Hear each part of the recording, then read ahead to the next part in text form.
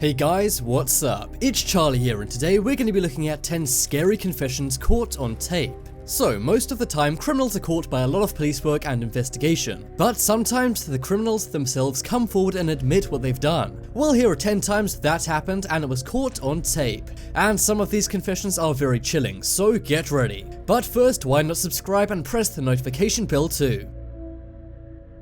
Coming in at number 10 we have JERROD Murray. So, JERROD was a 21-year-old Oklahoma student. One day he was walking down the street when he saw his friend Gennaro Sanchez in his car. He said to Gennaro if he took him to Walmart he would pay him $20. Gennaro accepted and they headed to Walmart. However, halfway there JERROD said, actually let's go to a small town nearby. Now this town was in the middle of nowhere, so Gennaro was pretty confused. Then JERROD pulled out a gun and things got very weird. He began messing around with it but not doing anything too scary. So Gennaro was kind of suspicious, but then JERROD gave Gennaro the gun. So Gennaro thought everything was fine, but it turns out this was just a ploy JERROD was using to make him feel more relaxed. JERROD then pulled out a second gun and shot Gennaro twice. Gennaro then got out of the moving car while it crashed into a tree. All of a sudden did you decide that you need to go to Asher?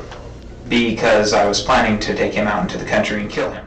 JERROD then walked over to the crashed car and shot Gennaro again. He then put his body into a ditch and walked off. Of course police found out, but they weren't sure who committed the murder. That was until JERROD came forward to the police and confessed. His confession was captured on a 1-hour tape and it's very scary. Apparently people at his college knew he was kind of weird, but not a killer. However, some people did claim to be kind of scared of him. During the 1-hour confession tape, the sheriff interviewing him searches for some kind of motive. However, he finds nothing and JERROD says he had no motive at all for killing this guy. JERROD was actually found not guilty by reason of insanity. Gurgling. I'm not sure if that was a physiological or physical process after death, but I thought that he might have still lived through that somehow because he was gurgling, so I shot him again and then shoved him down in the ditch. And when this happened, it sparked massive outrage in the Oklahoma community. JERROD is locked up right now in a mental home, but some say he should be behind bars. What do you think? Next up is Daniel Wozniak. So, a lot of people commit crimes for money, but one guy named Daniel Wozniak did it in the most bizarre way possible. He was broke and needed money for his wedding, so he came up with a very crazy and bizarre plan to get some. He invited his friend Sam over to his house and said he needed to move some boxes with him. Sam wanted to help, so he began moving the boxes around. However, as he was doing this, Daniel shot him twice in the back of the head. He planned to take Sam's ATM card and take all the money from it. After he took Sam's life, he dumped his body in a local park. He then used Sam's phone to tell his girlfriend to come over. When Sam's girlfriend arrived, Daniel took her life too. He left her body in the apartment and ran. He thought police would think that Sam killed his girlfriend and then went on the run. However, this obviously did not work. Instead, it was quickly linked to Daniel Wozniak and he confessed everything. When asked for a motive behind this, he said money and insanity. Did it. You did what? I told him that I needed to move some stuff from the theater. I said, you need to bend down and help me lift this thing up. And when he bent down, I grabbed the gun. And your motive behind killing Sam was? Money and insanity. Money and insanity. Okay. He then let out a creepy laugh/cry. The confession tape is very bizarre and very confusing too. It really does seem like Daniel went insane if he thought this plan would really work. I'm sure all of us can relate to having money problems, but this is going way too far. Went back out into the hallway and then said, oh, by the way, did you see this in Sam's bed? And I said, lean over, look at it right there. When she was leaned over, I put 2 bullets in the back of her. And Daniel even said he didn't know what he was doing the entire time. However, he is now behind bars for good. It was good. It reached a point to where I couldn't even believe that I was doing this. I don't know. Next up is NATAVIA LOWERY. So, I'm sure a lot of us know who Linda Stein is. In case you don't, she used to manage the band The Ramones. And then she later became very successful in real estate. And she was also known for being a multi-millionaire New Yorker and socialite. So, somebody that busy needs an assistant, so that's why Linda hired an assistant called NATAVIA LOWERY. Things went good for a while until NATAVIA stole $30,000 from Linda. Of course, Linda confronted her about this, but she did it in person. Well, this proved to be a mistake, as the two got into a massive argument. That argument then got out of hand, and NATAVIA ended up hitting her with a walking stick. That's right, she hit Linda on the back of the head many times with a hard walking stick. She did it so much, she says she doesn't even remember how many times she did it. I took it and it's like, I just hit her with it. Where about her body? Like, right here. And I did it, like, a couple more times. Now I don't know if NATAVIA meant to do this, but it ended up taking Linda's life. Now of course Linda was famous, so the entire world was shocked. And so were many celebrities. I mean, even Elton John did a massive memorial for her. Anyway, NATAVIA was very remorseful, so I guess she didn't mean to do it. She waived her Miranda rights and had her confession filmed. It's pretty crazy to see this, and she goes into a lot of detail. For her crime, she was sentenced to 32 years behind bars, meaning she probably won't ever get out. It's kind of crazy that when Linda was hiring her assistant, she didn't realize she was also hiring her murderer. Next up is John Paul SULESKI. So this one is very crazy and took place in Fort Smith, Arkansas. Now, not only is this crime pretty crazy, but also the reason why he did it is even more confusing. So, a guy named John Paul SULESKI was 26 years old and was angry at the world. One day he saw a jogger and decided to randomly shoot him. This unfortunately ended the jogger's life. Now John made no attempt to get away and was quickly apprehended by the police. However, during his confession that was filmed, things got very odd. At first he got very angry at the cops and was shouting and red-faced. However, he then started crying. And then he drowned, and I shot him again and again. He then went back from being angry and crying, almost like someone was flipping a switch. He then got very philosophical and started complaining about all the wrong in the world. He seemed to think that the world is so bad that he was actually doing the guy a favor by taking his life. In his words, he even said what he did was helpful.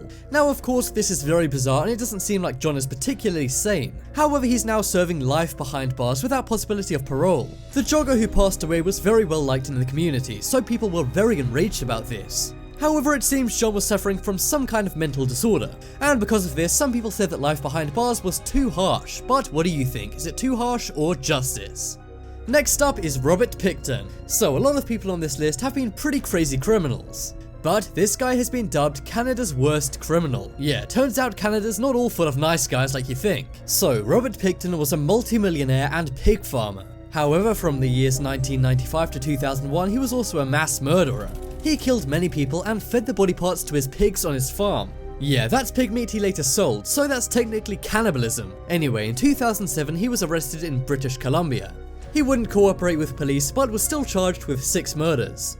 However, police suspected he was behind more murders, but he simply wouldn't cooperate. Now, of course, most police confessions come from the criminal themselves. Well, in this case, the police had to get creative. One night, Robert was bragging to his cellmate about killing 49 women instead of just 6. But what he didn't know was his cellmate was actually an undercover cop, and he was being recorded the entire time. That's right, the police actually put someone undercover as his cellmate. We're talking about all of them.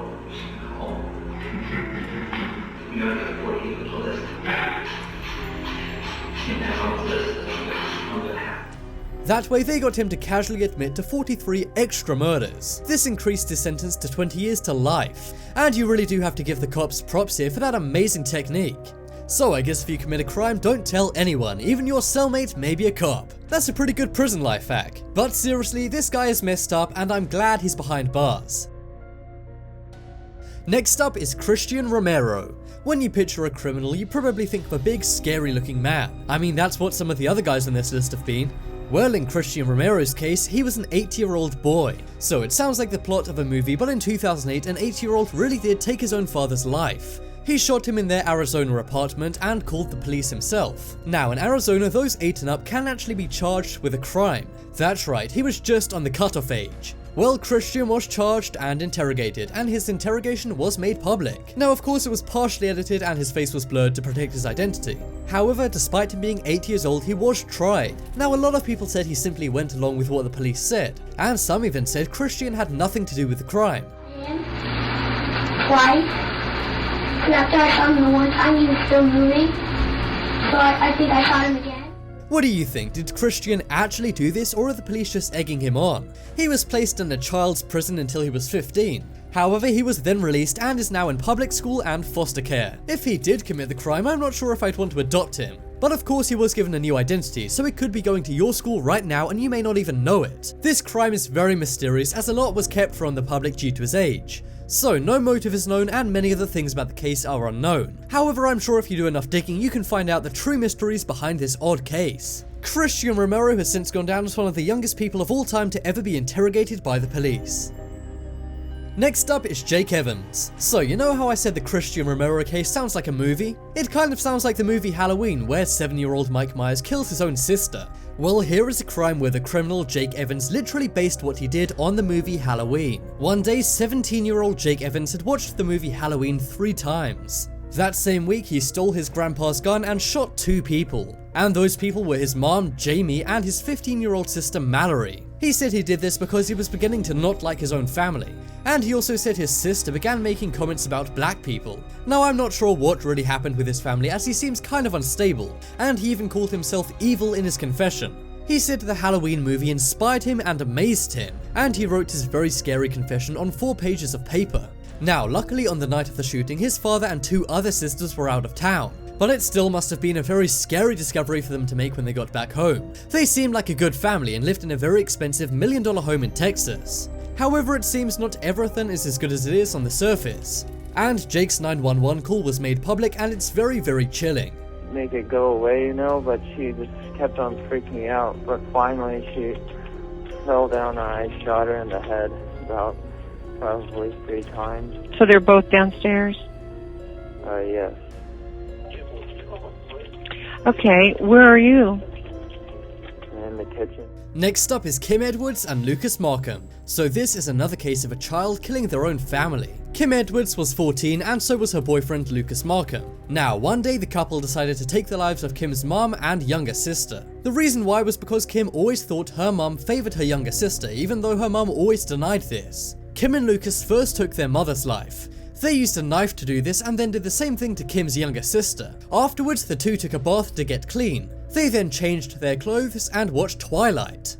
And this earned them the nickname the Twilight Killers. It took cops 2 days to track them down, but when they did, they were instantly arrested. They were both sentenced to 20 years behind bars, meaning they'll be out when they're 34. That's pretty scary, seeing as they still have a lot of life left after that. Do you think these kids should be forgiven, or are they too dangerous to be let back out into the public? Honestly, I'm not sure, as Kim's confession tape was very scary. In it, she says her and her mom never got on. Now, I understand that may have been the case, but nothing justifies taking her life. Take a listen, but be warned, it's very, very scary. She was laying on her side,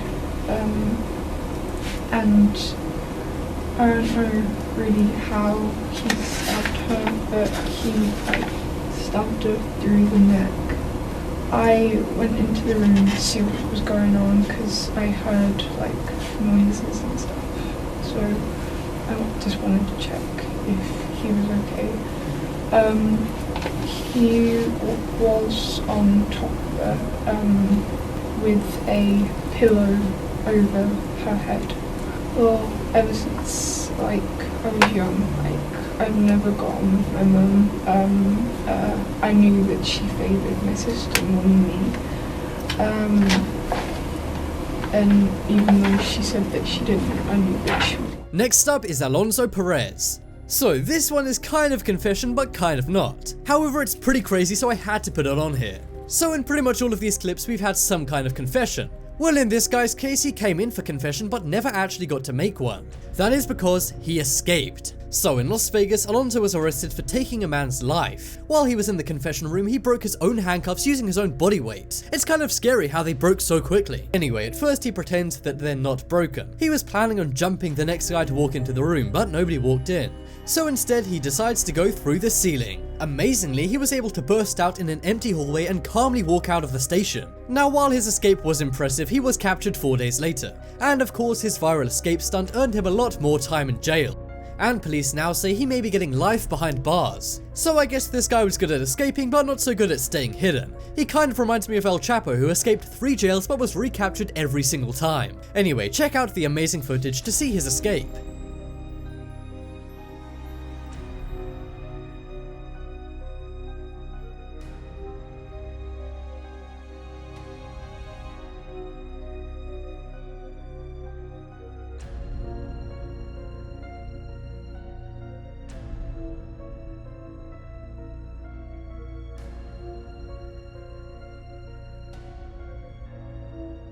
Next up on the list is Sun Hui Cho. One morning at Virginia Tech University, this guy took the lives of 7 people. He then snuck away and recorded a confession tape, which he sent to NBC News.